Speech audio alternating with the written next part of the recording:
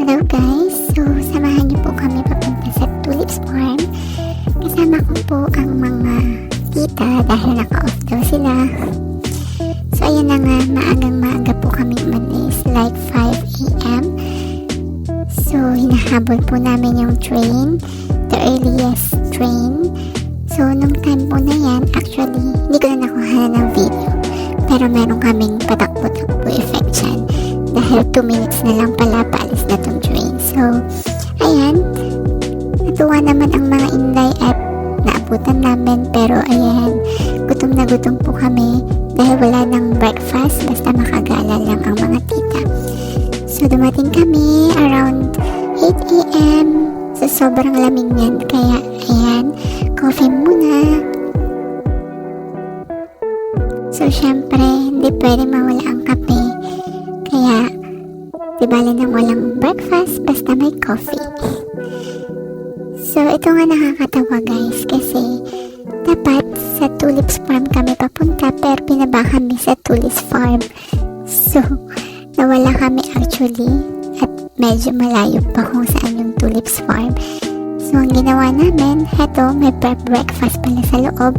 So, pumasok muna kami at kami ay kakain muna. Dahil actually sobrang gutom na din kami niyan. Mga 10 a.m. na nung dumating kami. So, tara guys, kain muna tayo. So, ayan na nga. Sobrang hangin po nung time na yan. At sobrang nakakagutom. So, ayan, medyo heavy meal tayo ngayon. Kunwari diet, pero wala daw diet. At ayan na nga. O, diba? Siyempre, hindi pwede mawala ang picture. Napaka-supportive talaga ng mga tita. O, ayan, diba? Kita nyo naman, may paupo-upo pa effect. At ayan ang model namin. So, after that, ayan, nagpasya na kaming umalis. And finally, nakarating na po kami sa Tulips Farm. Ayan na nga, papunta na po kami. Ito po yung entrance nila. So, bungad pa lang makikita mo na guys. Ang ganda talaga. At, syempre, kailangan mo munang pumila and kailangan nilang scan yung ticket mo. No ticket, syempre, bago kang pumasok. So, ayan, kailangan may tatak ka muna para sigurado na nagbayad ka, syempre. So, ayan na nga, picture muna. Pero wait, medyo madilim dito. So, ayan na nga guys. Tignan nyo naman, sobrang luwang. Ang ganda talaga, iba't ibang kulay ng tulips ang makikita mo guys. So, hindi katulad ng nakikita mo, puro lang pasyente. Dito naman, puro bulak-bulak yung nakikita mo. Sobrang ganda guys. Ito, yung mga nasa unahan, sa bungad, pwede kang mamitas dyan, pero kailangan mo magbayad. So, dahil di naman namin kailangan kumuha niyan, di na kami nagbayad. Okay na sa amin yung makita yung mga tulips na iba't ibang color. Libre naman ng pictures. So, ayan na nga guys. Nakikita nyo dyan. Iba't ibang color ng tulips. Grabe, ang ganda guys. Sulit talagang pumunta rito. Kahit na sobrang layo. Basta kasama mo yung friends mo. Ayan, di ba? Nakaka-refresh ba?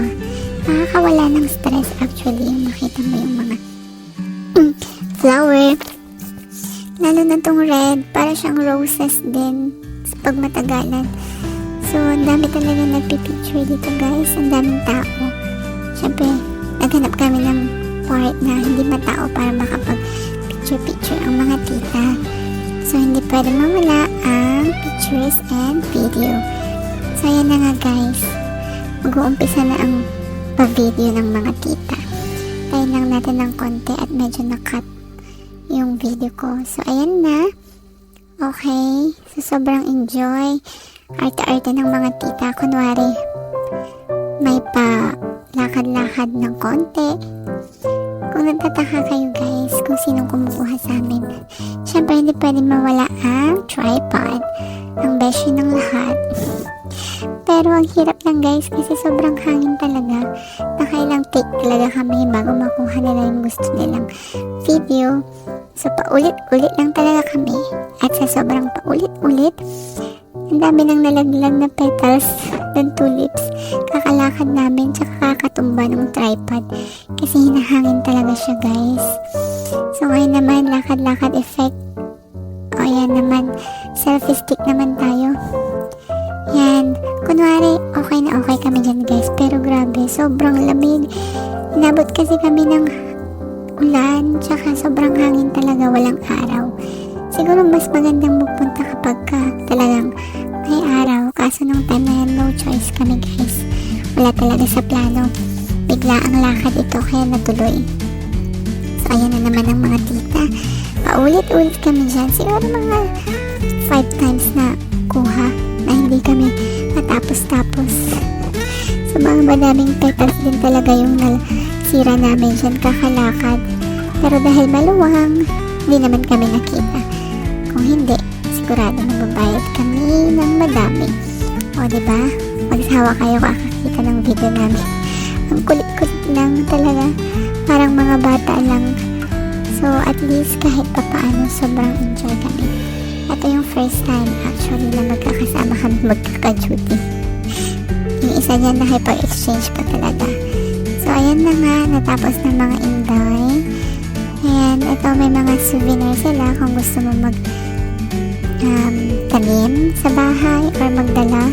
Ayan nga, meron pa silang mga mug or something for coffee. Medyo pricey lang siya. So kami, hindi na kami bumili. Enough na sa amin yung mag-picture. So kita nyo naman, puro picture. So after nga, nakauwi na kami, balik London na kami. Medyo nagutom kami, kaya ayan, sa shore yung muna tayo kumain. Kasi sobrang sarap din yan. Kasi siguro, ang dami naming gutom talaga. So, ayan, nagpa-ramen kami tuloy. As in, ubos na ubos talaga kasi grabe. The best tong ramen nila dito sa lahat. So, yan na, umuwi na ang Inday. Till next time guys.